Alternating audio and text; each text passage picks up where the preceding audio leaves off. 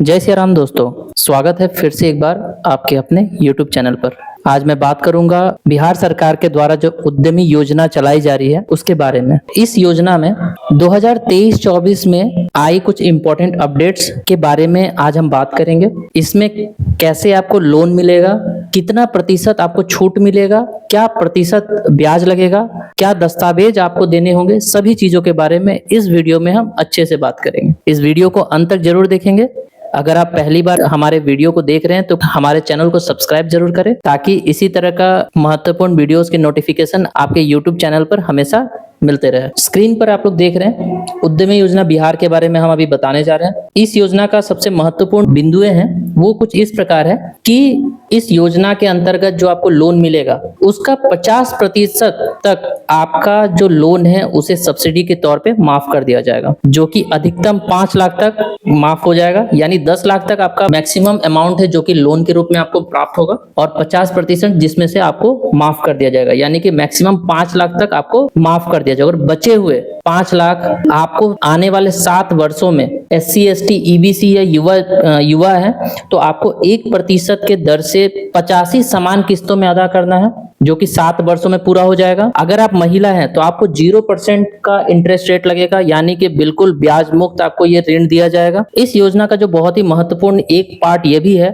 कि ये बिल्कुल ही नए उद्योगों की स्थापना के लिए ये लाभ दिया जाएगा। इन इकाइयों को बिहार औद्योगिक निवेश प्रोत्साहन नीति 2016 का लाभ भी दिया जाएगा। प्रोप्राइटरशिप के मामले में अगर बात करें तो यहाँ पे आवेदक का व्यक्तिगत बचत खाता यानी सेविंग अकाउंट या फर्म के नाम से सेविंग अकाउंट मान्य होगा, लेकिन आवेदक के ऋण या अनुदान का एप्लीकेशन अगर एक्सेप्ट कर लिया जाएगा तो उसके बाद आवेदक को अपने व्यक्तिगत चालू खाते को फर्म के नाम पे परिवर्तित कराकर उसको पोर्टल पर अपलोड करना होगा। उसके उपरांत ही आपका जो अप्रूव्ड अमाउंट है, लोन अमाउंट है, उसको आपके अकाउंट में RTGS के माध्यम से दिया जाएगा। बात करें कि एलिजिबिलिटी की, एप्लीकेंट है जो लाभार्थी है उनके पास ऐसे कौन से एलिजिबिलिटी होंगी जिसके आधार पर उनको ये लोन दिया जाए। कैसे आपको पता चलेगा कि आपको यह लोन मिल सकता है या नहीं, आप इस योजना का लाभ ले सकते हैं कि नहीं। तो स्क्रीन पर अगर आप देख पा रहे हैं तो सबसे पहले आपका जो क्राइटेरिया एलिजिबिलिटी होना चाहिए वो होना चाहिए कि आप बिहार के स्थायी निवासी होने चाहिए।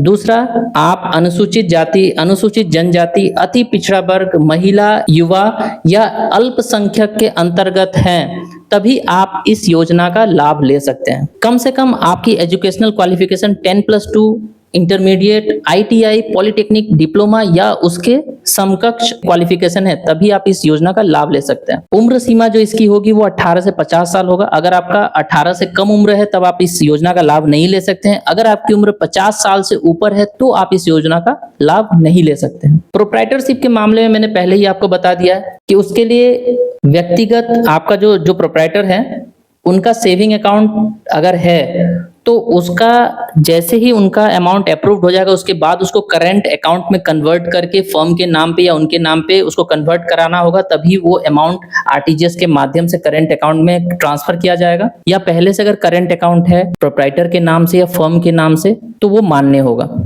प्रोप्राइटरशिप फर्म अगर है तो उद्यमी द्वारा अपने निजी पैन पर भी यह योजना का लाभ लिया जा सकता है। प्रस्तावित फर्म के नाम से चालू खाता होना अनिवार्य है। अगर बात करें SC, ST, अगर आप अनुसूचित जाति या जनजाति से बिलोंग करते हैं तो आपके पास स्क्रीन पे दिख रहे डॉक्यूमेंट्स होने चाहिए, जिसमें है आपके पास परमानेंट रेसिडेंशियल एड्रेस प्रूफ होना चाहिए, निवास प्रमाण पत्र होना चाहिए, मैट्रिक प्रमाण पत्र होना चाहिए जो कि आप जन्म तिथि के सत्यापन हेतु लिया जाता है, इंटरमीडिएट या समकक्ष योग्यता प्रमाण पत्र होना चाहिए, जो कि मैंने कुछ देर पहले ही बताया है। एकेडमिक क्वालिफिकेशंस इसमें रिक्वायरमेंट है, उसकी मैंने बता दिया है कि मिनिमम कहाँ होना, कितना होना चाहिए। जाति प्रमाण पत्र होना चाहिए। अगर महिला है तो उनके मामले में पिता के नाम से उसमें जाति प्रमाण पत्र बनेगा, पति के नाम पे नहीं बनना चाहिए। संगठन का प्रमाण पत्र होना चाहिए। अगर आपका फर्म रजिस्टर्ड है तो उसका प्रमाण पत्र चाहिए। आधार कार्ड चाहिए, आपका पैन कार्ड चाहिए, फोटो चाहिए जो कि तुरंत का खींचा हुआ पासपोर्ट साइज हो 120 KB के अंदर। हस्ताक्षर का नमूना चाहिए, वो भी 120 KB के अंदर। बैंक स्टेटमेंट होने चाहिए जिसमें अकाउंट खोलने की तिथि मेंशन्ड हो। आप बैंक स्टेटमेंट देते हैं, कितने लोग अप्लाई करते समय वैसा बैंक स्टेटमेंट डालते हैं जिसमें अकाउंट ओपनिंग डेट मेंशन नहीं होता है। तो इस चीज को ध्यान रखिएगा। इन छोटी छोटी चीजों के कारण काफियों के एप्लीकेशन रिजेक्ट हुए हैं। उसके बाद आपको कैंसिल चेक देना होगा। अगर बात करें हम अति पिछड़ा वर्ग के लोगों के लिए, उन्हें जो डॉक्यूमेंट सबमिट करने होंगे वो होना चाहिए स्थायी निवास प्रमाण पत्र, मैट्रिक प्रमाण पत्र जो कि मैंने बताया जन्म तिथि के सत्यापन हेतु चाहिए, इंटरमीडिएट या उसके समकक्ष योग्यता प्रमाण पत्र, जाति प्रमाण पत्र, आधार कार्ड, पैन कार्ड, तुरंत की खींची हुई पासपोर्ट साइज फोटो, हस्ताक्षर का नमूना, बैंक स्टेटमेंट और कैंसिल चेक। बात करें फीमेल की तो महिला के केस में भी सेम वही चीजें हैं। डॉक्यूमेंट सभी कैटेगरी के लिए सेम चाहिए, बस इन डॉक्यूमेंट को जो भी आप अपलोड करेंगे वो सही होना चाहिए, क्योंकि काफी एप्लीकेशन रिजेक्ट कर दिए जाते हैं थोड़ी थोड़ी बारीकी गलतियों के कारण। युवा के लिए भी बात करें तो सेम सारे डॉक्यूमेंट्स होने चाहिए। अब हम लोग बात करते हैं कि उद्यमी योजना के अंतर्गत कौन से प्रोजेक्ट्स आते हैं जिस पर आपको यह लोन, यह स्कीम का लाभ उठा सकते हैं। इसमें सबसे पहले होता है आईटी बिजनेस सेंटर, ठीक है, जिसमें software development, web designing centre होती है। उन सब बिजनेस में ये लोन एप्लीकेबल है, इस योजना का वो लाभ उठा सकते हैं। दूसरा होता है स्टील, फर्नीचर, अलमीरा, ट्रैंक, रैक्स, इन सब चीजों की अगर मैन्युफैक्चरिंग यूनिट है आपके पास तो आप इस लोन का लाभ उठा सकते हैं। आइसक्रीम मैन्युफैक्चरिंग फैक्ट्री है तो उठा सकते हैं। आटा, सत्तू, बेसन मैन्युफैक्चरिंग यूनिट है आपके पास तो आप ले सकते हैं। इलेक्ट्रिक व्हील्स असेंबलिंग, इसके कार्य में अगर आप लगे हुए हैं तो इसके लिए भी आप लोन उठा सकते हैं। ऑटो गैरेज के लिए भी लोन उठा सकते हैं। Concrete, Hume pipe, computer hardware assembling, maintenance and networking का अगर आपके पास सेंटर है उसके लिए आप लोन उठा सकते हैं। नीटिंग मशीन्स, गारमेंट, कपड़े की दुकानदारी या सिलाई मशीन, सिलाई वगैरह करते हैं, उसका कोई मैन्युफैक्चरिंग यूनिट है आपके पास, इस योजना का लाभ उठा सकते हैं। कॉर्नफ्लेक्स मैन्युफैक्चरिंग यूनिट अगर आपके पास है तो इस योजना का लाभ उठा सकते हैं। कूलर निर्माण, कृषि यंत्र निर्माण, केला के रेशा निर्माण की इकाई, ग्रेट ग्रिल निर्माण एवं वेल्डिंग इकाई, चमड़े एवं रेक्सिन का सीट कवर निर्माण, चमड़े के जूता निर्माण, चमड़े के बैग, बेल्ट्स,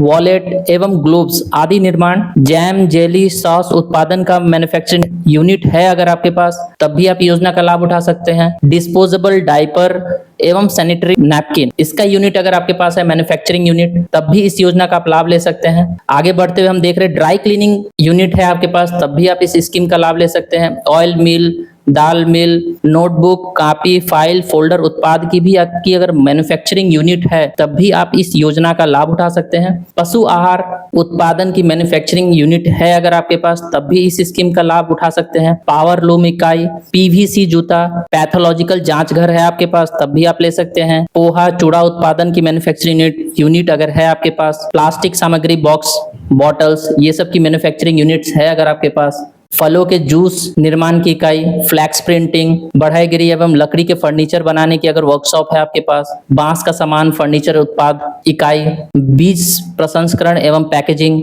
बेंत का फर्नीचर निर्माण, बेकरी उत्पाद, बेडशीट, तकिया कवर निर्माण की यूनिट है अगर आपके पास, कारपेंटरी, मखाना processing, honey processing, spice production, मुर्गी दाना का उत्पादन, रेडीमेड वस्त्र निर्माण की manufacturing unit, railing shutter, cement का जाली, दरवाजा एवं खिड़की इत्यादि, stabiliser, inverter, UPS, CVT assembling करने की अगर आपके पास यूनिट है, स्पोर्ट्स जूता, हल्के वाहन के बॉडी निर्माण की अगर यूनिट है, हॉस्पिटल बेड, ट्रॉली निर्माण की इकाई, dhaba, hotel, restaurant, food on wheels, इन सब चीजों का अगर आप स्टार्टअप करते हैं, बिजनेस शुरू करते हैं तो सरकार आपको उद्यमी योजना के तहत 10 लाख तक का लोन देगी, जिसमें 50% तक आपका सब्सिडी के रूप में छोड़ दिया जाएगा, दे दिया जाएगा।